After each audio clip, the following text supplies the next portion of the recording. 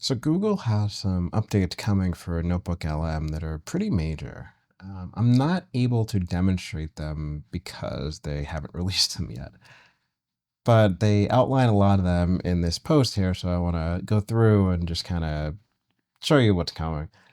So I'll link this post in the description if you want to go through it on your own time.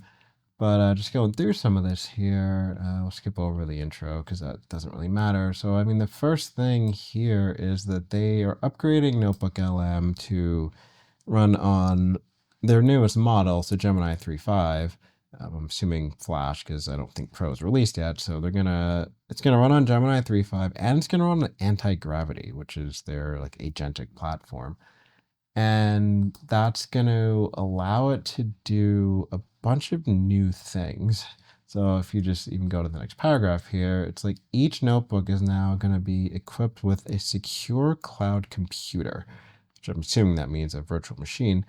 And it's going to enable NotebookLM to write and run code. Again, useful for helping you perform deeper research and more complex analysis. But just the fact that NotebookLM is going to be able to write and run code, that's kind of a huge change for NotebookLM. Like Gemini 3.5 and almost all of the previous Gemini models could do code within like Gemini app or Gemini CLI or Antigravity or something that wasn't NotebookLM, but there was never any capability for NotebookLM to do anything with code. So that's going to be interesting.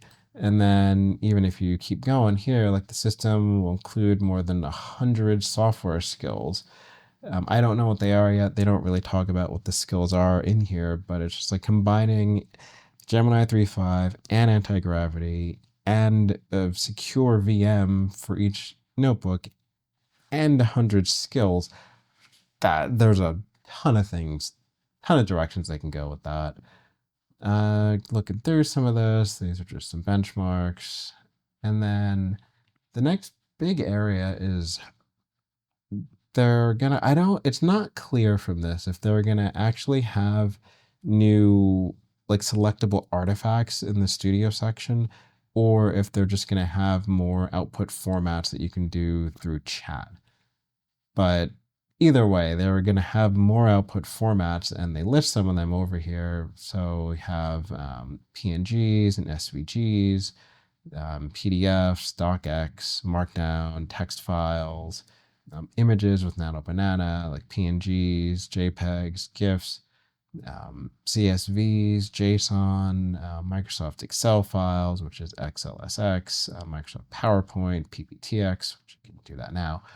But I mean, it can do some of these formats now, but my understanding of how this is going to be is you can basically go into the chat section and then just type, hey, give me a, SVG, scalable, vector graphic of this thing, and it'll just produce a new artifact on the side.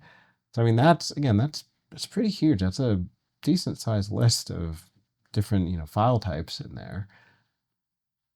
Let's see, what else do we have here?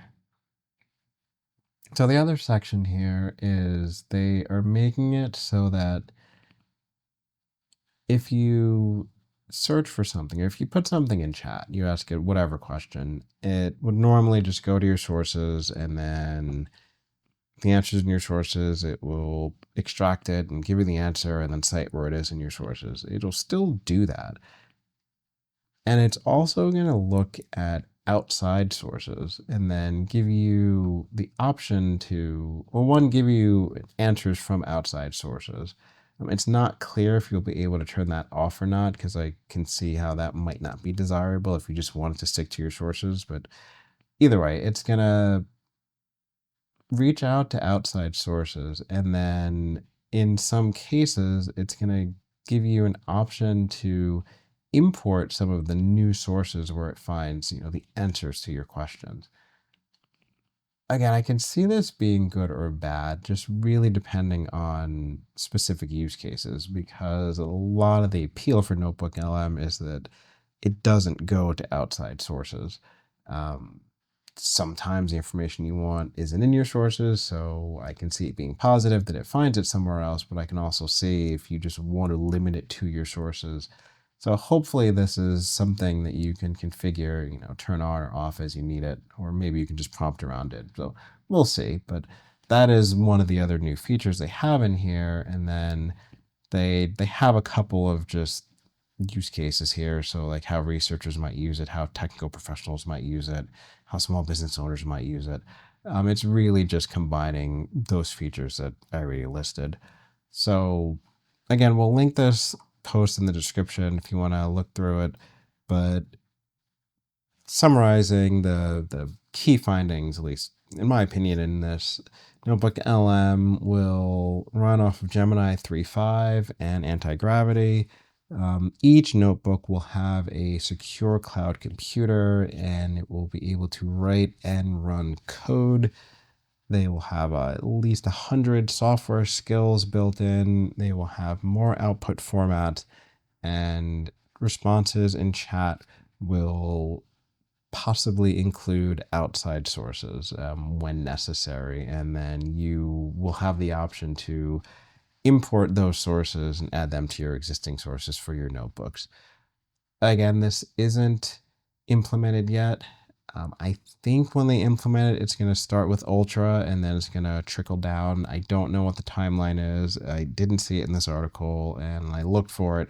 I couldn't find it anywhere else, so I don't know what the timeline is, but know that when they do release it, it's going to be Ultra first and then the others later.